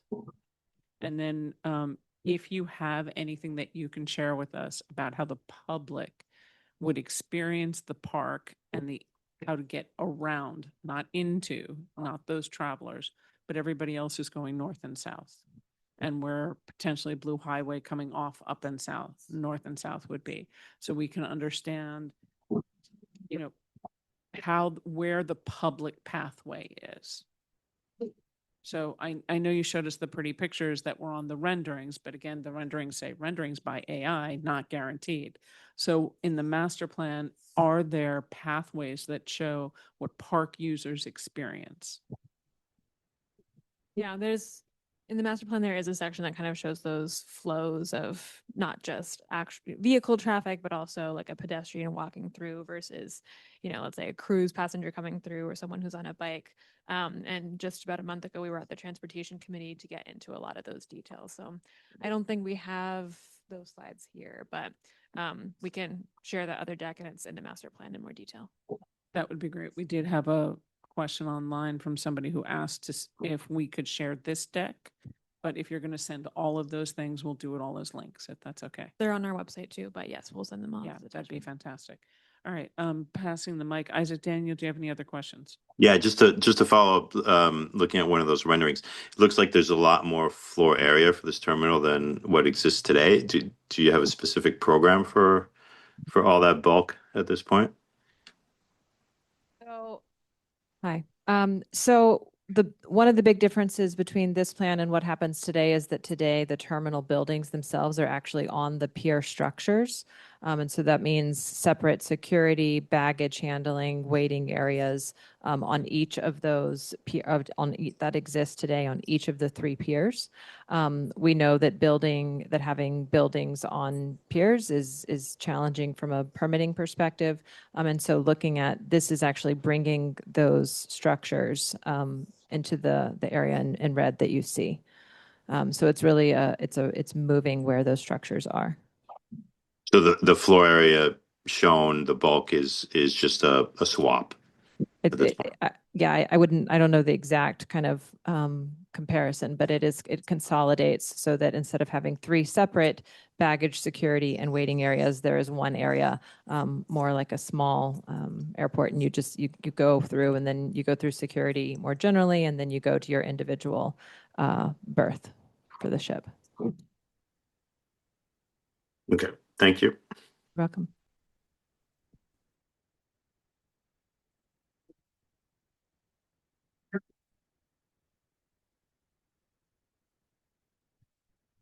Thank you.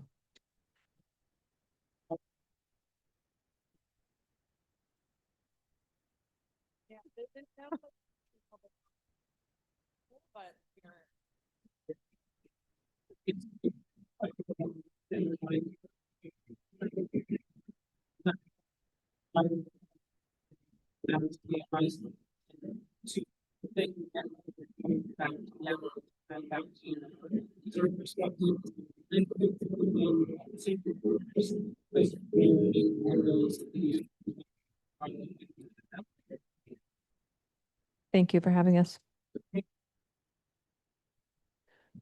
Thank you. So keep us moving because I know we're over time here. I'm going to do a very short introduction here. We spoke to the advisory council. I think we've mentioned a few times last year, but definitely last March, we provided an overview on potential transferable development right project up in Hell's Kitchen. This project has got a name since then, which is now DeWitt Clinton Park North, as named by city planning. We outlined sort of the process for what, at that point, what transferable development rights, how that works. There have been 2 other ones, or I think technically 3, but 2 sort of efforts at it. Previously, people remember from Pier 40, and then Block 675, which had 2 transfers on in the same space. For now, and I just want to make sure to remind everyone kind of on this, there's sort of 2 components of this. So one is the zoning piece of this, which is frankly very much so the prerogative of the local community board, and the community board 4 has been very heavily involved in doing that. And then sort of 2 is the act of the Hudson River Park Trust selling its air rights to across the street. This, folks will remember, comes from the 2013 Act amendment, which allows us to sell transferable development rights from the piers up to 1 block inland, for which we then commit to use those funds to specifically fund improvements within the park. So this has happened before. Some of that money right now, some of that money has gone to Pier 97. Some of that money is being used for I believe some of the 29 to 44th Street improvements.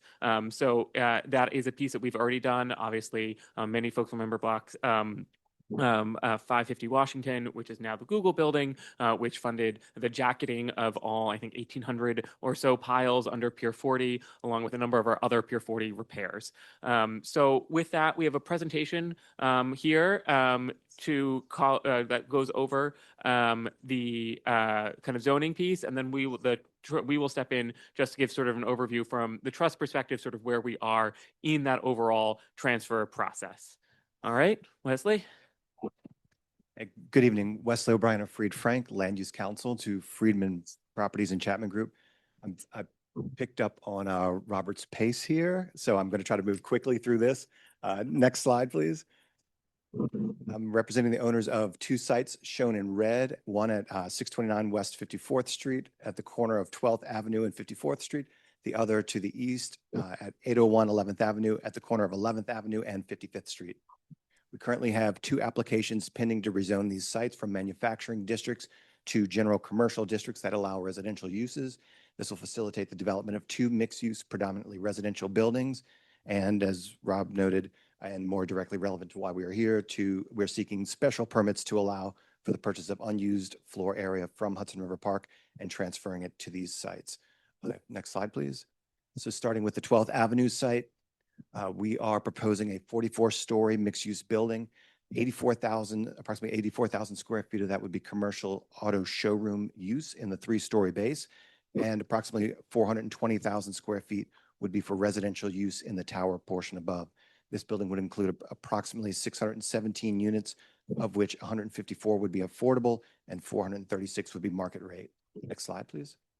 And this is an image you can see of the proposed building in the center, looking northeast from the river towards the site. Next slides. Then turning to the proposed 11th Avenue building, this would be a 38-story mixed-use building, 64,000 square feet of which would be also a commercial auto showroom and a 3-story base. And we would have a 386,000 square foot residential tower above that.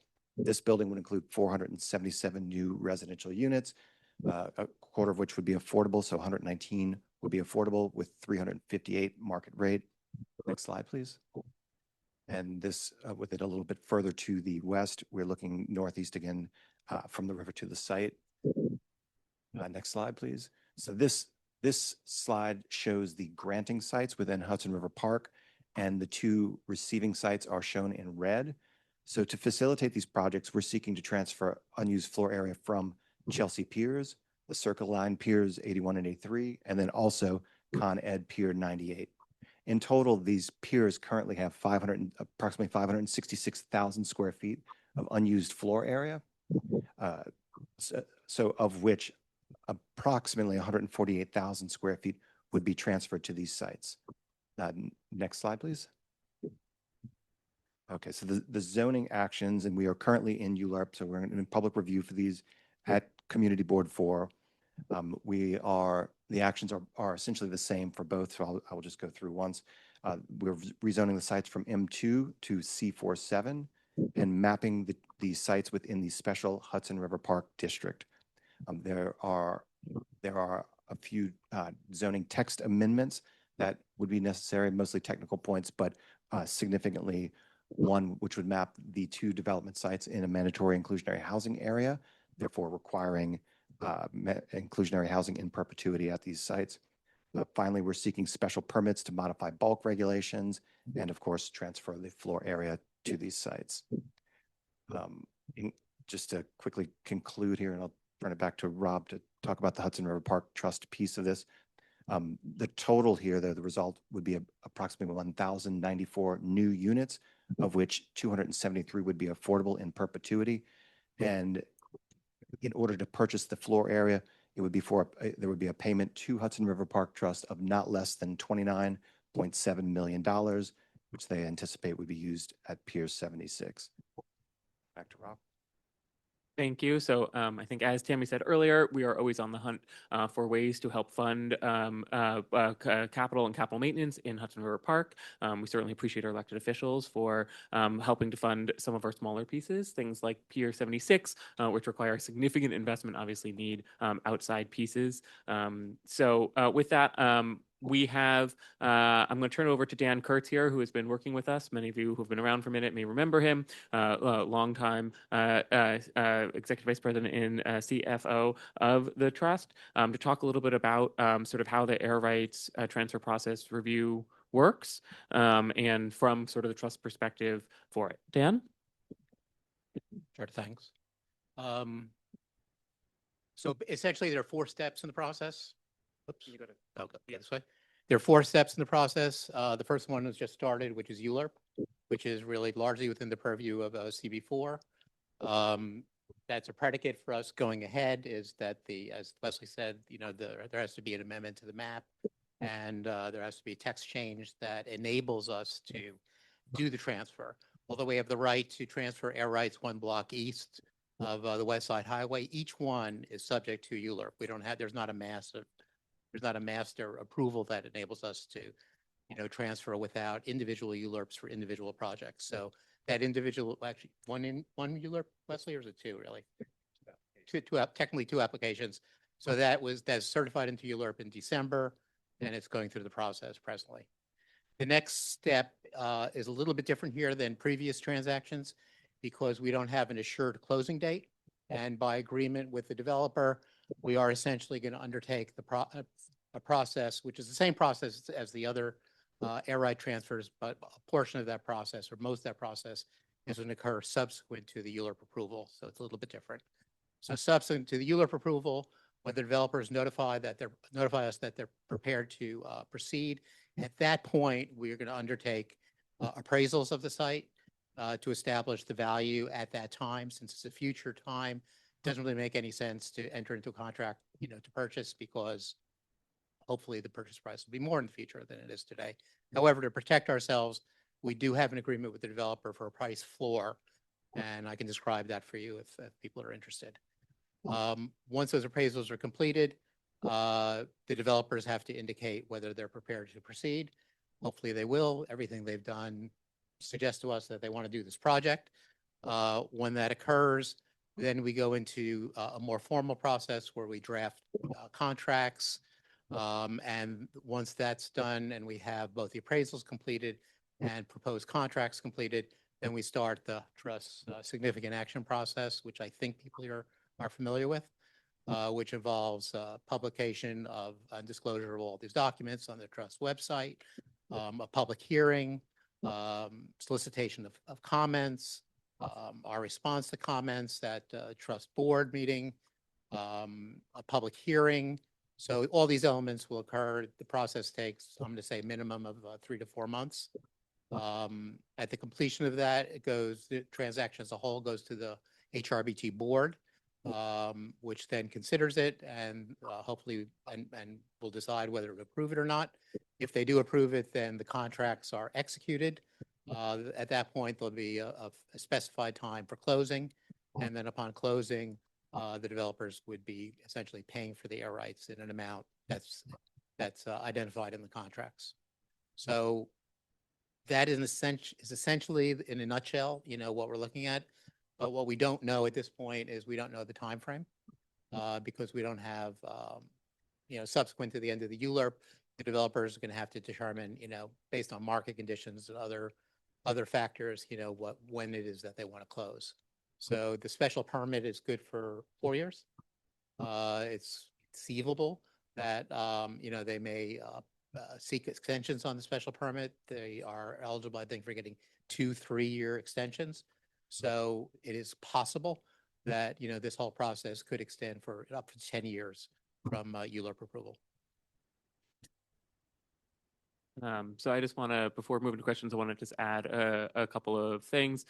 So in addition to the price floor and some as part of those protections, with the idea that obviously Leslie can plug his ears, we would love the price to be higher than the price floor at some point in the future when this happens. We have sort of selected and designated the redevelopment of Pier 76 as sort of where we believe we have the greatest need in the park right now. I think it's where CB4 has been very clear they see the greatest need. If by chance and by magic, and we somehow pull a rabbit out of our hat, and we find another way to fund the redevelopment of Pier 76 between now and when this happens, we've committed that we would go back with CB4, the Hell's Kitchen Land Use Committee, and well as the Waterfront and Parks Committee, to sort of identify other improvements within the area and within CB4 that these would go to. As folks here know, we always have a number of projects that could be funded. So while we don't anticipate being in this condition, we do have committed to this, committed to go work with CB4 to make sure that we identify anything if we need so in the future. For there, I think I'll pause. I think I'm going to say call on maybe Leslie. Tammy, do you mind if I run this for a second? Leslie? Hi. Hi, everyone. Sorry I can't be there in person. Just to give you guys a little bit of background on what CB4. So we're in the middle of this ULURP. We're right smack dab in it.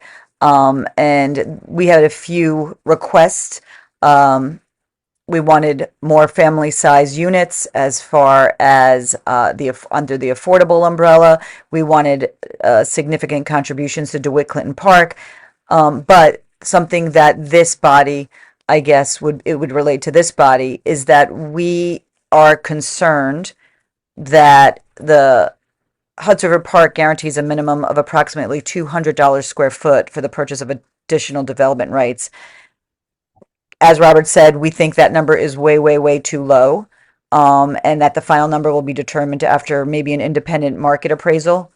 I think Robert touched upon that. We just don't want to be in the situation that Hudson River Park Trust is undervaluing their assets, and that we can get the maximum amount of money for these rights. And Robert, I don't know if you have an update on that, but I know that's definitely a very strong point in our letter. Yeah. So we do know that has been a concern of CB4's. I think what we have right now is obviously this negotiated price floor. When this development moves forward, there'll be the formal appraisal process at that point. We obviously will engage. I think Paul Devlin has offered, obviously Joe Versucci has offered their expertise in helping make sure that we have comps and that we are getting the best appraisal that we can get through within its very defined, rigid process. So we will definitely we're working with CB4 sort of at that point in time. That's just not now. Yeah, thank you, Robert. I just wanted to flag it for this for the council. And I Thanks. was missed earlier. Councilmember Gail Brewer, who I think was just on camera, but it was now went off. I'm here. I'm here. I just want to thank you. I just want to say I'm paying a lot of attention. There is also the issue of where the bulk goes, and I don't know if Hudson River Park Trust has an opinion on that, but that came up. And when I talked to the land use people at the city council, they were not so interested and didn't think we could switch some of the bulk. So that's an issue that we need to work on. And I just want to say I'm paying a lot of attention. Thank you very much. Thank you, Councilmember. Brian?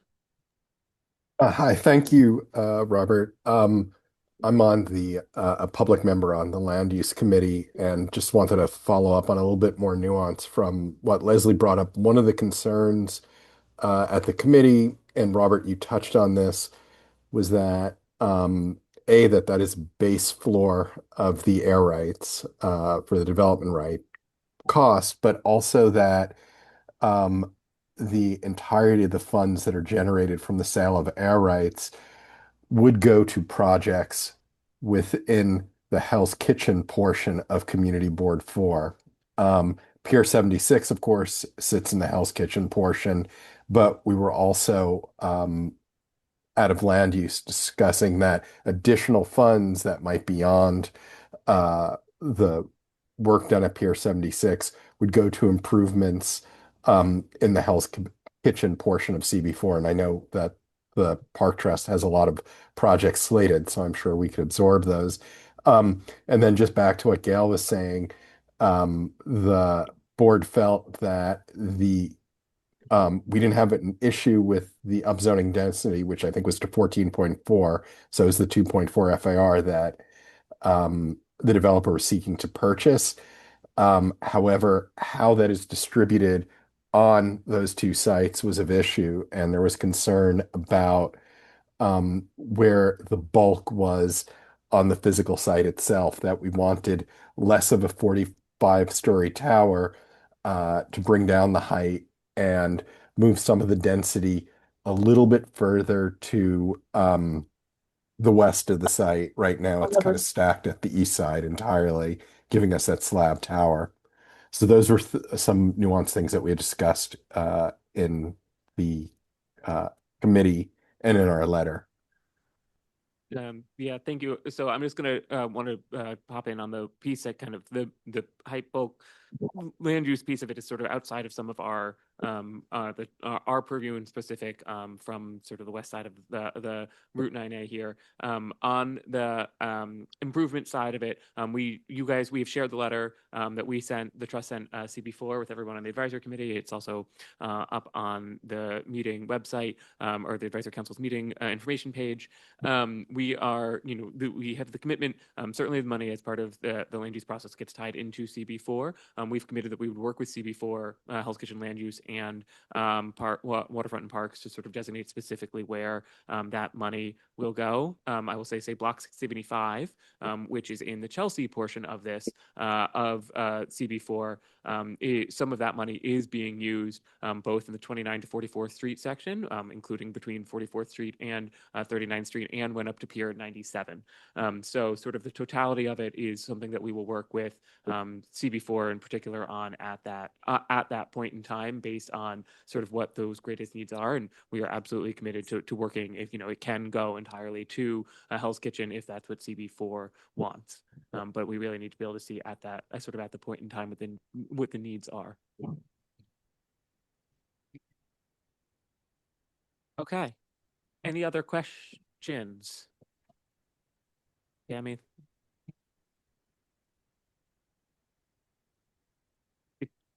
If there's nothing else. I forgot I had the mic. Apologies. There's got to be questions because we've had so many beforehand. We had the CB4 response. We were going to have a policy discussion and a possible resolution tonight.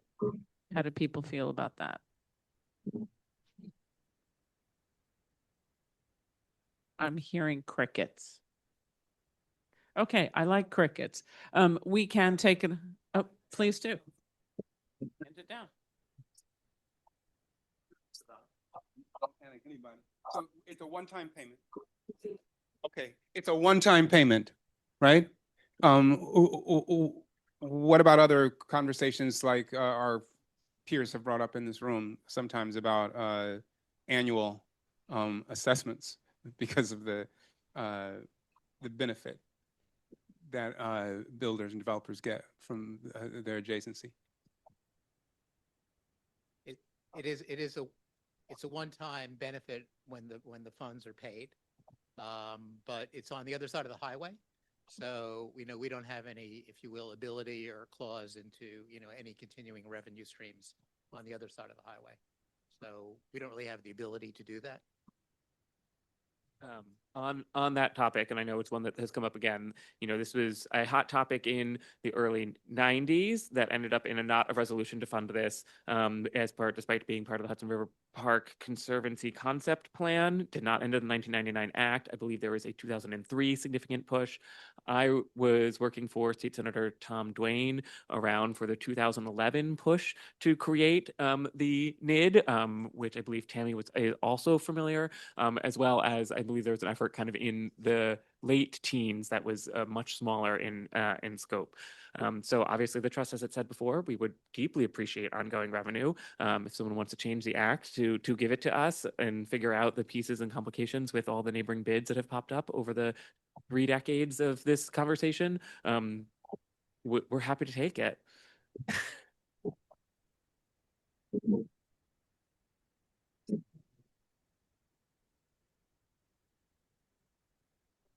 Any questions, comments, concerns? Okay, the good thing is we'll see y'all on St. Patty's Day. So if anybody thinks of anything between now and then, we can certainly take it up at the next meeting. All righty. So again, the next meeting is scheduled for March 17th. Do I have a motion to adjourn? I hear it moved and seconded. So thank you very much. See everybody on St. Patty's Day. Wear green. Have a nice night.